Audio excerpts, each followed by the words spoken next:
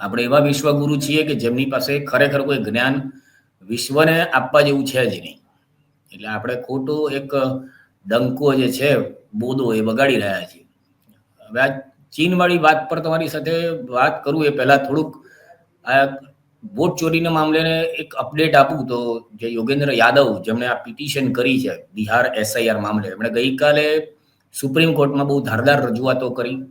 એમણે આ બધા જ ચૂંટણી પંચના દાવાઓને બહુ જ સારી રીતે લગભગ 25 થી 30 મિનિટ સુધી સુપ્રીમ કોર્ટના જજે એમને સાંભળ્યા અને એમને માનવું પડ્યું કે આ દેશના કેટલાક જાગૃત નાગરિકો છે જેમની વાતને આપણે માનવી જ જોઈએ.